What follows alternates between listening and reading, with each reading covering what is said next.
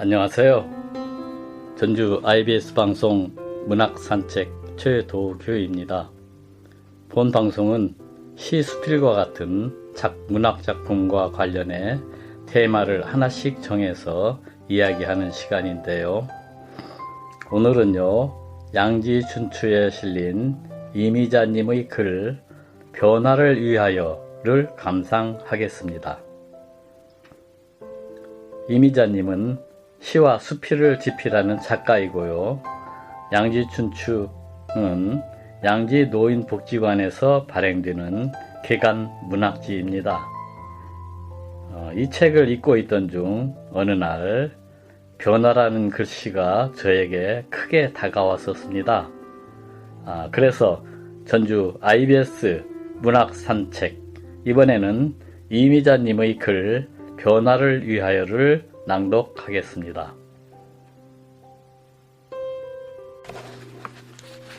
변화를 위하여.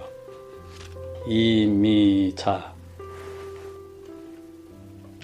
조류 중에 오래 산다는 솔개는 70년을 산다고 한다. 40년이 되면 솔개에게도 중간 위기가 있다. 털이 많아져서 몸이 무거워지고 부리가 두터워지고 발톱이 구부러져 사냥하기 힘들다. 이때 솔개는 중대한 결정을 해야 한다. 굶어서 죽든지 변화하든지 변해야 산다.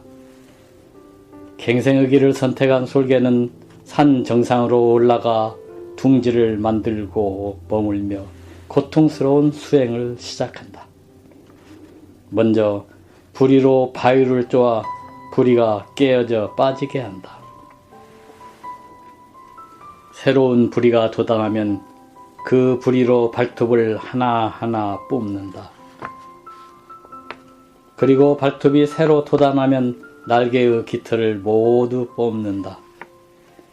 반년이 지나 깃털이 새로 돋아난 솔개는 새로운 모습으로 변신하게 된다. 김홍걸 교수의 솔개 이야기 중에서 발췌. 솔개는 다시 힘차게 하늘로 날아올라 30년의 수명을 더 누리게 되는 것이다. 모든 변화에는 고통이 따른다. 변화를 진정으로 원한다면 뼈를 깎는 고통을 이겨낸 솔개처럼 도전해볼 가치가 있지 않을까? 가족을 위해 허겁지겁 살다 보니 평균 수명 100세 시대와 부딪혔다. 아무리 노후 설계를 잘해도 40년을 버티기에는 역부족이다. 인생 2막 준비는 선택이 아닌 필수가 되었다. 은퇴 후에 아무런 걱정이 없는 노인은 극히 소수이다. 평범한 대부분의 노인들에게는 편안한 노후 생활이란 말이 이제는 옛말이 되었다. 우리는 노후를 어떻게 대처해야 할까? 100세 시대를 사는 오늘날은 66세부터 79세까지를 중년이라고 부른다고 한다. 예전에는 40살 안팎을 중년이라고 했다. 사람들의 수명이 길어지고 있기에 중년의 나이가 높아진 것이다. 92세의 이순범 어르신은 한글을 뒤늦게 2년간 부지런히 배워서 시를 쓰고 낭독까지 하신다. 72세의 정금옥 여사는 한글을 해득하고 나서 중학교 졸업장을 받은 후에 또다시 고등학교와 대학까지를 마치겠다는 만학도의 꿈을 꾸고 있음을 TV에서 감동으로 보았다. 옛날 같으면 고려장을 당할 연세지만 만학의 의지가 대단히 굳세고 치열하다. 내가 70대이건만 중년으로 불리는 것이 싫지 않고 감사하다. 예전 같으면 40살에 해당하는 팔팔한 나이이다. 하지만 부담이 간다.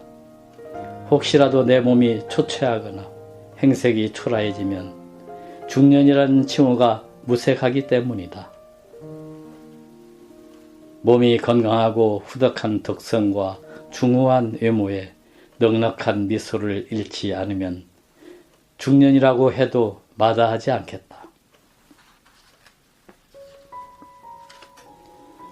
사람의 노년의 생활에 대해 두 가지로 나누어 본다. 하나는 지난날을 반추하고 곱씹으면서 현실에 안주하는 삶이다. 도무지 새로운 일에 다가가 배우기를 꺼린다. 옛것을 고집하고 구태의연함을 기본으로 삼는다. 혁신이나 진보하고는 허물지 않을 두꺼운 담을 쌓고 산다. 새로운 학문이나 기술이나 신제품은 젊은이들의 전유물이라고 스스로 방치하고 포기한다. 다른 하나는 도대체 새로 나온 저게 무엇인가? 처음 본 것을 궁금하게 여기고 다가선다. 항상 눈을 두리번거려 새로운 것을 찾고 호기심을 가지고 접근한다. 변화하는 문명에 뛰어들어 이를 적극적으로 수용하고 익혀서 내 것을 삼는다. 변화를 위하여 자신을 던지며 어려움을 풀어낸다. 새로운 변화에 결코 외면하지 않고 적응하기에 바쁘다. 내 인생의 남은 나머지 소중한 시간의 변화를 위하여 기도하고 싶다. 과거를 반추하기보다는 미래를 설계하고 도전하고 싶다. 식물은 밝은 태양을 향하여 날마다 성장과 변신을 위한 몸부림의 기지개를 켠다. 나도 무지의 늪을 벗어나고 싶다. 지식과 지혜의 갈증을 풀고 싶다. 잠자고 있는 내 몸을 깨우고 싶다. 숨 가쁘게 변화하는 휘황찬란한 문명 세상을 흠뻑 받아들이고 싶다. 네, 오늘은 이미자님의 글 변화를 위하여를 들어보셨습니다. 저도 무지의 늪을 벗어나서 잠자고 있는 내 몸과 내 마음을 활짝 깨우고 싶습니다. 지금까지 IBS 문학산책 최도규였습니다. 안녕히 계세요.